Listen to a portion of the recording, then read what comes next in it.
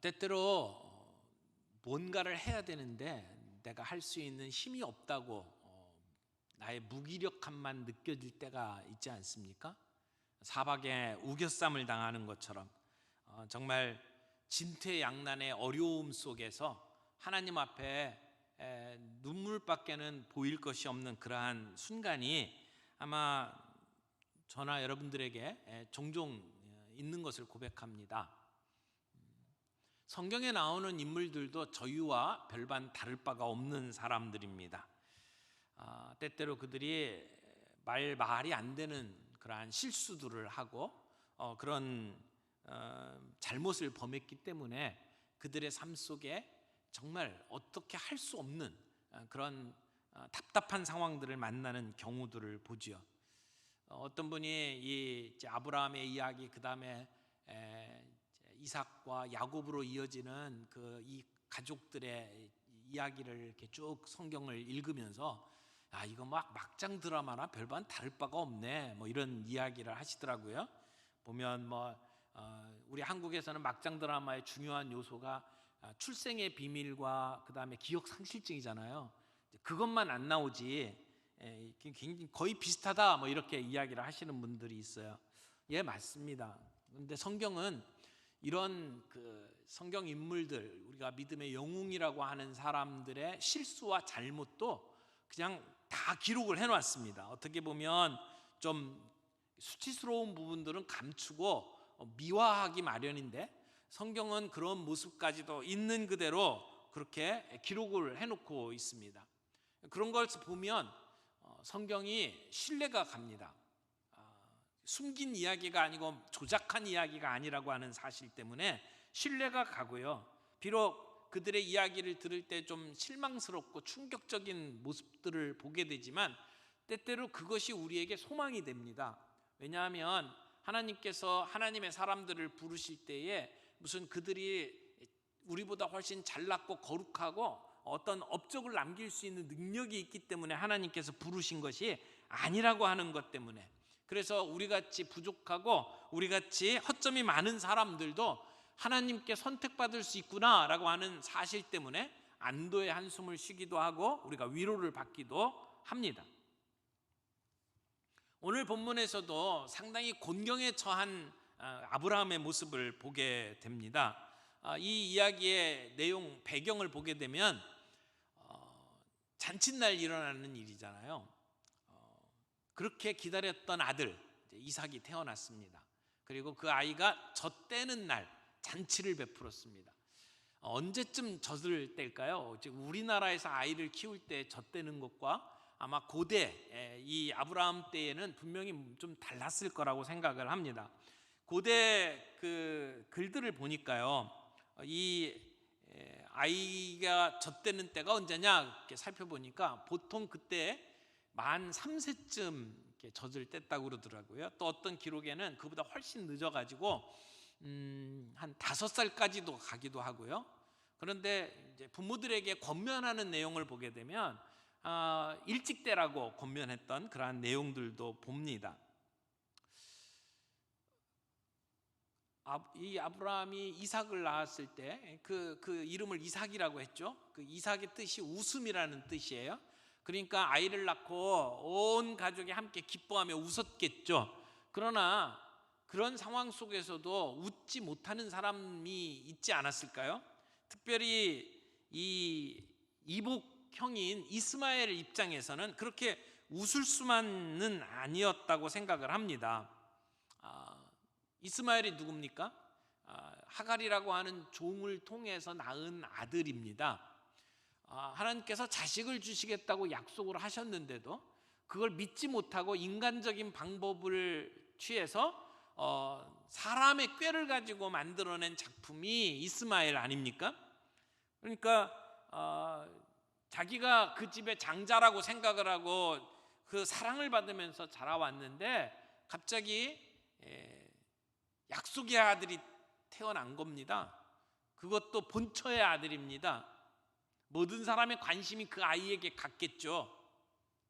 그때까지 관심을 받고 자랐던, 그래서 지금 이때쯤이면 아마 이스마엘이 한 14살, 15살 정도로 보는데 그때쯤 되면 우리나라로 중고등학생 나이입니다. 아마 소외감 들지 않았을까요? 또 마음속에 굉장히 뭐 이렇게 쓴 뿌리가 자리를 잡는 그러한 시간이었을 거라고도 생각을 합니다. 그런 상황 속에서 이거 지금 잔치가 베풀어진 겁니다. 아마 요즘 분위기로 이제 이 잔치 자리를 한번 생각을 해보세요. 사람들에게 초청장 돌리고 사람들을 다 불러 모았겠죠. 맛있는 음식을 만들었든지 아니면 좀 괜찮은 뷔페집에 가가지고 잔치를 베풀면서 아이를 이렇게 앞에 놓고 당신은 사랑받기 위해서 태어난 사람 뭐 이렇게 축복송도 부르면서 지금 완전히 이렇게 즐거워하고 있는 그러한 장면입니다. 그때까지 괜찮았습니다. 사라가 어떤 장면을 보기 전까지 이 잔치 자리는 정말 기쁨의 자리였을 겁니다. 그런데 눈에 넣어도 아프지 않을 정말 나이 100세 그리고 90세에 낳은 그 아이가 이스마엘에게 희롱을 당하는 장면을 사라가 본 겁니다. 성경에는 이제 이삭을 놀리고 있었다라고 표현을 하고 있는데 이 놀린다라고 하는 표현이 구체적으로 어떤 것인지는 우리가 분명히 알 수는 없습니다. 하지만 사라가 그 장면을 보고 불같이 화내는 장면과 이어서 그 모자를 내어 쫓으라고 강력하게 요구하는 상황을 보게 되면 단순히 이복 형이 아이 그 갓난아이 놓고 그리고 이렇게 장난치는 그런 분위기는 아니었다고 생각을 합니다. 그러니까 사라 입장에서는 이 이스마엘이 이삭과 함께 같은 집에 머물러서는 안 되겠다라고 하는 결심이 설 정도로 그 상황은 좋지 않았습니다.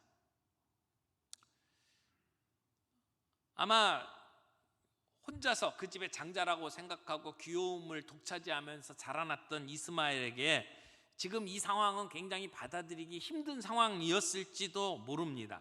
10대의 충동적인 상황, 요즘 가장 무서운 세대가 중2라고 그러는데 그때쯤 나이라고 생각을 한다면 그가 어떤 그 돌발적인 행동을 했을지 우리는 어느 정도 상상이 갈 수도 있다고 봅니다. 그리고 이해도 갑니다. 그러나 지금 사라는 이런 상황 속에서 이스마엘과 하갈을 그 집에서 내어 쫓으라고 아브라함에게 요구를 하고 있습니다. 아주 강력한 얘기입니다. 남편한테 이렇게 이야기하죠. 10절 보세요. 그가 아브라함에게 이르되 이 여종과 그 아들을 내쫓으라. 이 종의 아들은 내 아들 이삭과 함께 기업을 얻지 못하리라. 하갈을 여종이라고 부르고 있어요. 이스마엘을 아브라함의 아들이라고 하지 않고 저 여종의 아들이라고 표현을 하면서 아주 경멸적인 그러한 표현을 사용하고 있습니다. 저 여종의 아들은 내가 낳은 자식과 상속을 함께 나눌 수가 없다라고 주장을 하는 겁니다. 그런데 지금 이 상황을 보면 사실은 잠재되어 있던 문제가 폭발한 거잖아요. 그리고 이 문제의 원인 제공은 누가 했습니까?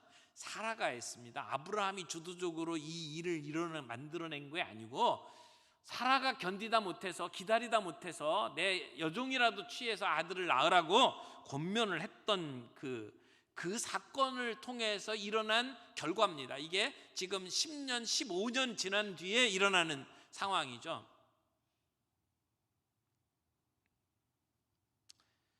엄밀히 말하면 하갈은 계속해서 여종이라고 말할 수 있을지 모르지만 이스마엘은 여종의 아들이 아닙니다. 아브라함의 아들입니다. 또 아브라함은 이스마엘을 자기 자식으로 인정하고 있었습니다. 그런데 지금 하갈은 여종의 아들이라고 이야기하고 내어 쫓으라고 요구를 하고 있죠. 자, 이 상황에 아브라함의 입장은 어땠을까요? 아브라함 굉장히 난처했을 겁니다. 본인이 어떻게 결정을 할 수 없는 정말 힘든 상황 속에 놓여 있을 겁니다. 이 모든 이야기 속에서 세 가지만 우리가 함께 좀 살펴보기를 원합니다. 첫 번째는 근심 속에 하나님께 문제를 내려놓는 아브라함의 모습입니다. 여러분, 지금 사라가 요구하는 이 요구는 정당한 게 아닙니다. 그 고대 근동의 이제 문화를 보고 풍습을 보게 되면 본처에게서 상속자인 아들이 태어난다 하더라도 몸종에게서 난 아들을 내어쫓을 수는 없었습니다. 그에게도 어느 정도의 상속의 권리가 있었습니다. 그런데 사라는 여종에게서 난 이 아들에게 상속을 줄 수 없다고 내어쫓으라고 지금 요청을 하는 겁니다. 여자 혼자서 그 고대 근동에서 살아나는 것은 거의 죽으라고 하는 것하고 마찬가지입니다. 너무 가혹한 처사입니다. 그리고 그 당시의 풍습도 그걸 허용하지는 않습니다. 그 당시의 문헌들을 살펴보면 본처가 후처의 자식들을 내어쫓을 수가 없었습니다. 그런데 지금 사라는 이걸 내어쫓으라고 지금 요구를 하고 있는 거죠. 이로 인해서 아브라함은 어떤 처지에 놓여져 있습니까? 11절 말씀 보세요. 아브라함이 그의 아들로 말미암아 그 일에 매우 근심이 되었더니, 여기 그 아들이라고 하는 것이 이스마엘을 이야기하는 거죠. 이스마엘을 내어 쫓아야 된다고 지금 본처가 이야기를 하고 있습니다. 이걸 말을 안 들었다가는 지금 집안이 지금 난리가 날 상황입니다.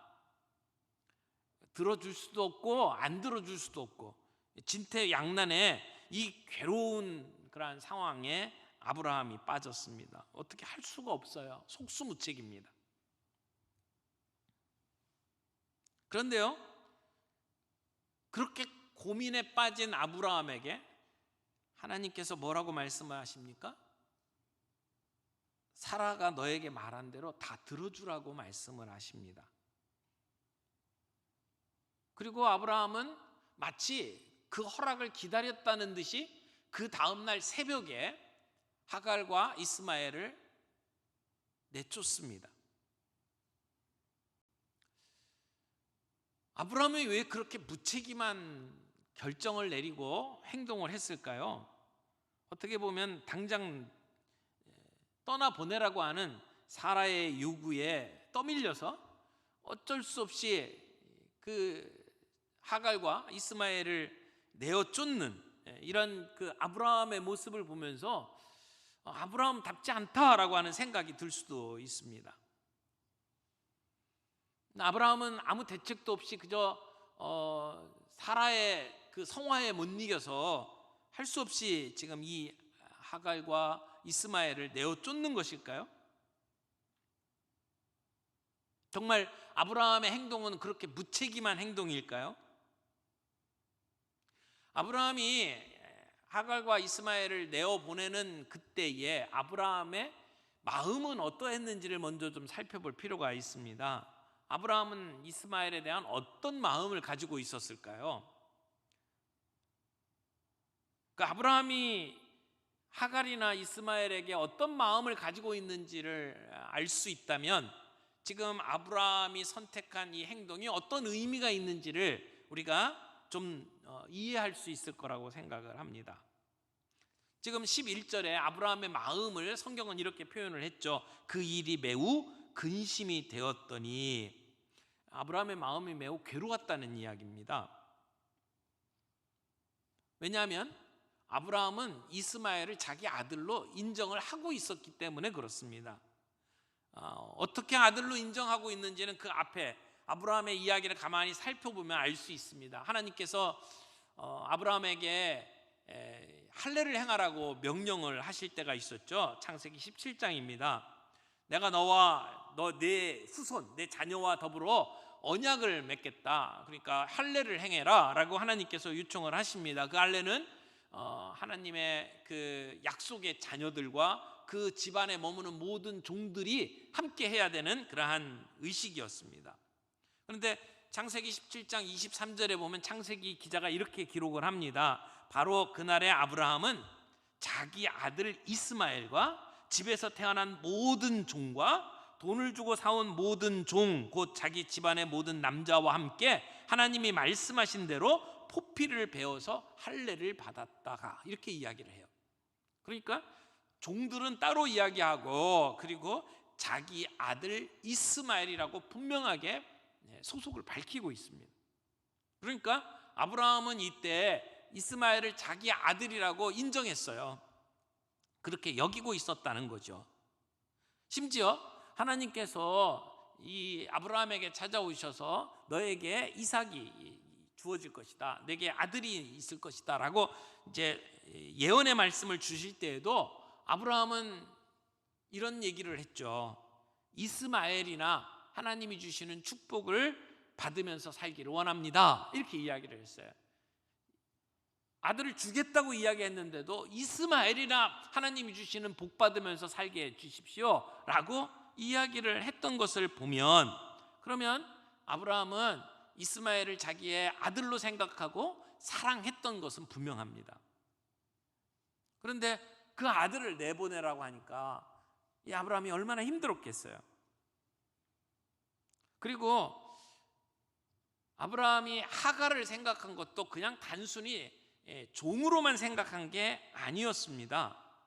지금 이 하나님께서 아브라함에게 이야기를 하실 때에도 사라는 하갈을 종이라고만 이야기를 하는데, 하나님이 아브라함에게 말씀하실 때 12절 보세요. 내 아이나 내 여종으로 말미암아 근심하지 말고, 이렇게 이야기를 해요. 엄밀하게 이야기하면 하갈은 사라의 여종이었습니다. 그런데 하나님은 아브라함에게 내 여종이라고 이야기를 하고 있어요. 이건 하나님께서 잘못 말씀하신 실수한 말씀이 아니라 하나님께서 지금 이 상황을 분명하게 이야기를 하고 있는 거죠. 아브라함의 여종이라는 겁니다. 왜냐하면 그 하갈을 향한 아브라함의 마음을 하나님이 이미 알고 계셨기 때문에 그렇게 표현하신 것이라고 보여집니다. 자, 이 상황을 보면 아브라함은 하갈이나 이스마엘에 대한 애틋한 마음을 가지고 있었습니다. 연민의 정이 있었고, 그리고 이스마엘에 대해서는 자기 아들이라고 하는 분명한 인식이 있었습니다. 그럼에도 불구하고 아브라함이 그 이스마엘을 자기 집에서 내보냈다라고 한다면 그에게 어떤 확신이 있었기 때문이 아닐까요? 이 문제의 해결책은 아브라함에게 나오질 않았어요. 아브라함은 어떻게 할 줄을 몰랐어요. 근심하기만 했습니다. 그런데 하나님께서 아브라함에게 이렇게 말씀을 하시죠. 내 아이나 내 여종으로 말미암아 근심하지 말고 사라가 너에게 하라는 대로 해라, 말씀을 하셨습니다. 하나님이 어떻게 이러실 수가 있을까요? 비록 인간이 실수해서 첩을 통해서 아이를 낳았다 할지라도 그 아이를 내어 쫓으라고 이야기를 할 정도로 하나님 그렇게 가혹하고 냉정하신 분일까요? 인간적인 측면에서 보면 이 집에서 내어 쫓김을 당하는 하갈이나 이스마엘을 볼 때에 아니 하나님이 어떻게 이렇게 하실 수가 있나라고 하는 질문이 생길 수가 있습니다. 그러나 하나님께서는 아브라함에게 지금 이 두 모자를 내어 보내라고 이야기를 하는 것은 하나님께서 아브라함에게 벌써 오래전부터 하나님 나라에 대한 꿈을 꾸게 만드셨고 그 하나님의 나라가 어떻게 이루어질지를 이야기를 해오셨고 그런 하나님 나라의 관점에서 지금 이 문제를 하나님이 말씀하신다는 것을 우리는 기억해야 합니다. 그래서 하나님께서는 지금 이 하갈과 이스마엘을 내어 보내는 그러한 상황 속에서 아브라함에게 네 하나님의 나라, 이 내가 너에게 약속한 그 민족을 이루고 나라를 이루는 것의 적장자는 이스마엘이 아니라 이삭이다라고 하는 것을 분명하게 보여주시는 겁니다. 그리고 그 하나님의 나라를 이루어 가는 데 있어서 지금 위협적인 요소로 작용하고 있는 이스마엘에 대해서는 지금 정리해라 라고 말씀을 하는 거죠. 그냥 단순히 너의 집안에 이런 문제가 있으니까 위험 요소를 제거해라 그런 얘기가 아니에요. 아브라함이 가지고 있는 그 고민도 하나님은 충분히 이해하고 계셨고 그래서 아브라함의 마음을 하나님께서 편안하게 해주셨습니다. 어떻게 해요? 23절 보세요. 그러나 여종에게서 난 아들도 너의 씨니 그 아들은 그 아들대로 내가 한 민족이 되게 하겠다. 그가 광야에 나가서 죽지 않는다는 겁니다. 내가 그를 보살펴 줄 것이고 그로 하여금 민족을 이루도록 만들어 주겠다라고 하는 하나님의 약속의 말씀이 여기에 나옵니다. 근데 지금 하고 있는 이 하나님의 말씀의 뉘앙스를 한번 생각을 해보세요. 어디서 많이 듣던 얘기 아닙니까? 아브라함이 창세기 11장 12장에 저 갈대아 우르를 떠날 때에, 그리고 하란에서 다시 가나안 땅으로 들어올 때에 하나님께서 아브라함에게 주셨던 말씀하고 너무 유사한 말씀이에요. 그때 뭐라고 그랬어요? 너 본토 친척 아비집을 떠나서 내가 내게 지시할 땅으로 가라 라고 말씀을 했죠. 그때 아브라함은 자기를 보호할 수 있는 모든 보호막, 알고 있던 사람들, 그리고 내가 안전을 보장받을 수 있었던 곳, 그리고 그 모든 그 자기의 편안함을 유지할 수 있던 그 모든 끈을 끊어버리고, 그것도 어디로 가야 될지도 모르는 지시할 땅을 향해서 가라고 했을 때 아브라함이 그 길을 떠났어요. 그랬던 아브라함에게 지금 하나님이 뭐라고 말씀하십니까? 이스마엘을 떠나게 하라는 거예요. 그리고 내가 그로 큰 민족을 이루게 하겠다, 내가 그로 한 민족을 이루도록 내가 그를 지키겠다라고 하는 약속의 말씀이었습니다. 아브라함은 그때 주셨던 그 하나님의 약속, 민족을 이루겠다라고 했던 약속이 인간적인 방법으로 만들었던 이스마엘이 아니라 하나님의 방법으로, 기적적인 방법으로 나이 100세의 아들을 얻는 방식으로 자기에게 이루어 주신 것을 지금 보고 있습니다. 하나님의 약속은 반드시 이루어진다라고 하는 걸 아브라함이 지금 보고 있는 겁니다. 그런 아브라함에게 그 옛날 자기를 그렇게 내어 보냈던 하나님께서 이스마엘을 내어 보내라고 말씀을 하는 거예요. 내가 그와 함께 할 것이고 그로 한 민족을 이루게 하겠다고 말씀하셨을 때 아브라함은 분명히 확신이 들었을 겁니다. 내가 이 아이를 내어 보낸다고 해서 이 아이가 죽는 게 아니다, 하나님이 함께 하실 것이다, 그리고 그로 민족을 이루게 하실 것이다 라고 하는 믿음을 갖게 되었고, 그 믿음에 대한 순종이 그 다음 새벽에 아이를 내보내는 것으로 나타나는 겁니다. 그러므로 아브라함이 하는 행동은 매정한 행동이 아닙니다. 무책임한 행동이 아닙니다. 하나님을 믿고 신뢰하는 가운데 순종하는 겁니다. 마음은 아팠겠죠. 내어보내는 그러한 상황 속에서 아마 아브라함도 눈물을 흘리면서 애들을 보냈을 겁니다. 새벽에 그 다음날 아침 일찍 보냈잖아요. 어떤 사람들은 정말 너무했다, 그 새벽에 내쫓다니, 이렇게 얘기를 하는데요, 이건 배려라고 말할 수 있습니다. 햇볕이 땡땡 내려쬐는 대낮에 아이를 보내는 건 불가능합니다. 여행을 할 수가 없습니다. 새벽에 보내는 건 배려예요. 또 어떻게 보면 다른 사람들과 헤어지기 쉽게 하기 위한 배려라고도 말할 수 있을 겁니다. 아마 요즘 같은 형식으로 이야기를 하면 이스마엘아, 이 못난 애비를 용서해라, 아마 그러면서 그 아이를 보냈겠죠. 여러분, 어떻게 보면 사람은요, 자기가 저지른 일에 대한 대가를 지금 보고 있는 겁니다. 믿지 못하고 기다리지 못하고 인간적인 꾀를 내어서 만들었던 그 일의 모습. 그래서 사람이 무엇으로 심든지 심은 대로 거둘지니라 라고 하는 말씀에 예를 보고 있는 겁니다. 우리가 과거에 어떤 형태로 심든지 그것은 나중에 우리가 거두게 될 겁니다. 그러므로 오늘 우리가 살아가는 삶 속에 신중하게 선택하고 행동하는 것이 필요하죠. 육신의 소욕으로 우리의 결정을 내리면 안 됩니다. 우리 안에서 역사하시는 성령의 소욕을 따라 결정하고 살아가야 합니다. 오늘 이삭이 하나님의 약속의 아들이고, 오늘 이 집을 떠나는 이스마엘은 그 약속의 자식이 아니라고 하는 것이 오늘 이야기를 통해서 분명하게 드러납니다. 어쩌면 자기가 그 집안에서 장자로 자라났고 이삭이 태어났다 할지라도 자기의 장자 권리를 주장하고 싶었던 이스마엘이었겠죠. 그러나 그의 장자권은 인정되지 못했고, 그리고 하나님께서 약속하신 그 약속은 인간의 육신의 소욕으로 이룰 수 있는 것이 아니라고 하는 것을 오늘 우리는 보게 됩니다. 두 번째 주인공 하갈 이야기를 좀 하죠. 이제 아브라함의 집에서 쫓겨난 하갈, 브엘세바를 광야를 방황하다가 갈 곳이 없었습니다. 그리고 아브라함이 마련해 준 물 그거 금방 바닥이 났습니다.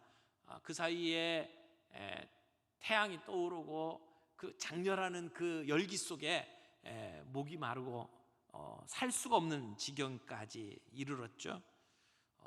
버림받았습니다. 거기에 아버지도 없이 엄마만 함께 있습니다.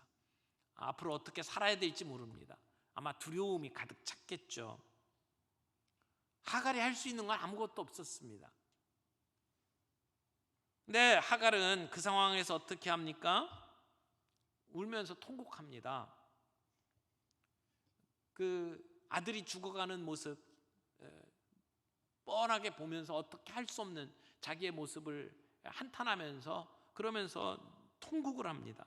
그러나 지금 하갈의 통곡은 그냥 단순히 자기 신세 한탄의 통곡만은 아니라고 저는 생각을 합니다. 왜냐하면 지금 광야에서 오갈 데 없게 되고 지금 죽기만을 바라고 지금 하나님 앞에 눈물을 흘리는 모습은 이번만이 아닙니다. 이미 16장에 아이를 가졌을 때에 사라의 그 핍박에 못 이겨가지고 그래갖고 도망갔다가 그 광야에서 샘물 옆에서 하나님을 만난 기억이 있잖아요. 하갈은 이미 하나님을 만났습니다. 그리고 하나님께 약속의 말씀을 들었습니다. 그래서 확신을 가지고 비록 자기를 핍박하는 주인이지만 사라에게 돌아갔습니다. 그리고 지금까지 아이를 낳고 버티면서 살아왔던 거거든요. 그때 하나님을 만났던 감격에 하갈은 하나님의 이름을 지었던 사람입니다. 나를 보시는 하나님, 내 눈물을 보시고 내 울음소리를 들으시는 하나님, 그렇게 고백했던 하갈입니다. 그런데 지금 하갈이 다시 광야에 나가 있습니다. 거기서 울고 있습니다. 그 울음은 분명히 하나님께 보여졌을 것이고 그 하갈의 울음소리는 하나님의 귀에 들렸을 것입니다. 그러므로 지금 이 하갈의 고통 가운데 부르짖는 그 울음은 그냥 단순한 울음이 아니에요. 하나님을 향한 기도였습니다.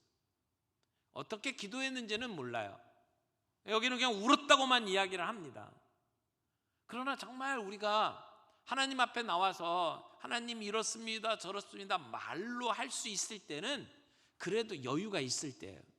근데 정말 내가 할 수 있는 게 아무것도 없고 희망이 안 보이고 그래서 하나님 앞에 엎어져서 기도할 때는요, 그냥 아버지 하는 말, 주여 하는 말 외에는 할 말이 없어요. 저는 지금 하갈이 그런 상황에 놓여 있을 거라고 생각을 합니다. 그리고 하나님은 그 눈물을 보고 들으신 것입니다.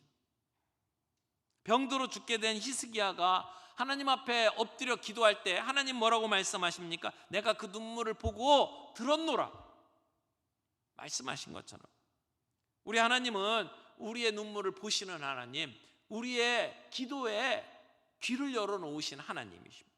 오늘도 우리의 삶 속에 힘들고 어려운 문제가 있어서 조목조목 주님 앞에 아뢰지는 못할지라도 하나님 앞에 외마디 아버지 하고 외치는 그 순간에 하나님은 우리의 기도를 들으시는 하나님이라는 겁니다.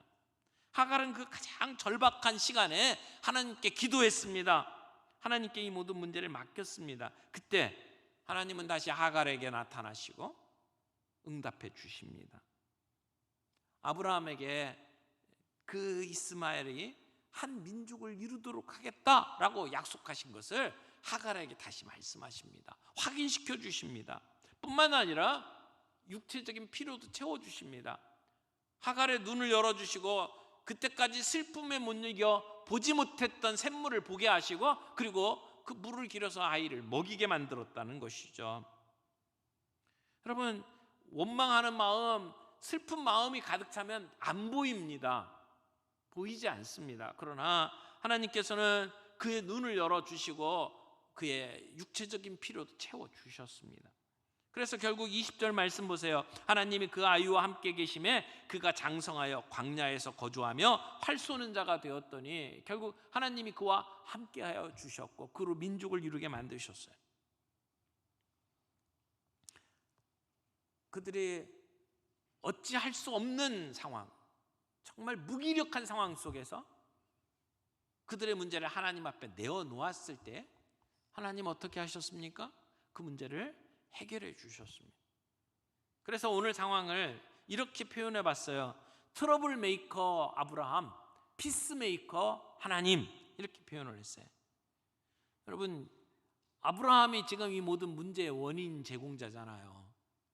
믿음을 따라 자기가 지켜야 될 법도를 지키며 살았으면 이런 이야기가 나올 이유가 없습니다.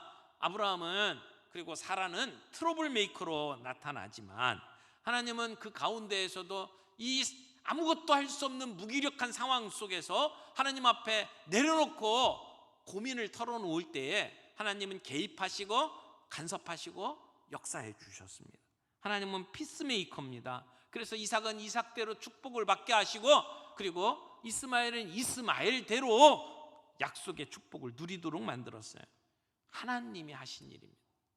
아브라함이나 하갈이 한 게 없어요. 우리의 삶 속에 이러지도 못하고 저러지도 못하는 인생의 위기를 만났을 때에 우리의 그 알량한 지식과 힘을 가지고 무엇을 하려고 하기보다는, 하나님의 때를 바라보지 못하고 인간적인 방법으로 뭔가를 시도하기보다는 하나님을 바라보는 것이 제대로 된 방법이라는 것입니다. 하나님께 이 문제를 내려놓고 눈물로 기도했을 때 하나님은 그 가운데 찾아오셨습니다. 우리는 아무것도 할 수 없지만 하나님은 그 가운데 오셔서 이 문제를 선하게 해결해 주셨습니다. 근데 이 본문의 이야기를 사도 바울이 이렇게 받아들입니다. 갈라디아서 4장 28절부터 나오는 내용을 보게 되면 이 지금 본문의 내용을 가지고 사도 바울이 이렇게 이야기를 합니다. 형제들아, 너희는 이삭과 같이 약속의 자녀라. 우리가 하갈의 자녀가 아니라 사라의 자녀, 약속의 자녀라는 거죠. 이삭과 같다는 거예요. 그런데 29절에 보니까 그러나 그때에 육체를 따라난 자가 성령을 따라난 자를 박해한 것 같이 이제도 그러하도다. 자, 육체를 따라난 자는 이스마엘이고 성령을 따라난 자는 이삭이라는 거예요. 근데 이스마엘이 이삭을 어떻게 했다고요? 박해했대요. 근데 지금도 그렇대요. 이 얘기가 뭡니까? 우리 안에 육체를 따라서 살아가는 욕심이 우리 안에 있어요. 그것을 육체의 소욕이라고 이야기했고, 성령님께서 우리 안에서 역사하시면서 마음속에 하도록 만드는 게 있어요. 그래서 성령의 소욕이라고 이야기를 해요. 그러니까 육체의 소욕과 성령의 소욕이 우리의 인간 삶 속에 늘 갈등을 일으킨다는 거예요. 아니, 육체의 소욕이 성령의 소욕을 핍박한다고 이야기를 해요. 그때 어떻게 해야 되느냐? 갈라디아서 5장 1절에 이렇게 이야기합니다. 그리스도께서 우리를 자유롭게 하려고 자유를 주셨으니 그러므로 굳건하게 서서 다시는 종의 멍에를 매지 말라. 종의 멍에를 매지 말래요. 육체의 소욕을 따라가는 것을 종의 멍에를 매는 거라고 이야기를 하고 있습니다. 그러므로 우리의 삶 속에 육체의 소욕이 성령의 소욕을 핍박할 때 우리가 다시 종의 멍에를 매면 안 된다는 겁니다. 성령님께서 우리 안에 말씀하시는 것을 따라 순종하는 게 필요하다는 거죠. 주님, 우리 안에 우리가 실수함으로 말미암아 이런 갈등들이 일어날 때에 주님, 우리 안에 평화를 주옵소서. 이 문제를 해결할 수 있도록 주님이 간섭하시고 역사해 주옵소서. 우리의 기도 제목이 되어야 된다고 생각합니다. 약속의 그 말씀, 성령님께서 우리 안에 일으켜 주시는 거룩한 그러한 욕망들이 일어날 때 우리는 육체의 욕망을 끊고 떠나보내고, 그리고 성령의 뜻에 따라서 살아가는 것이 필요하다는 것이죠.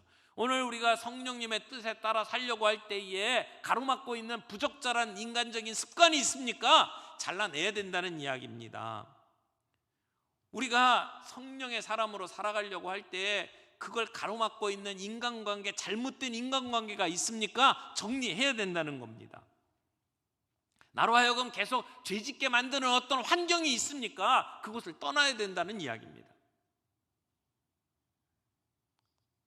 육신의 정욕, 육신의 소욕은 과감하게 결단하고 끊어내라고 오늘 우리에게 주시는 말씀입니다. 오늘 우리는 약속의 자녀입니다.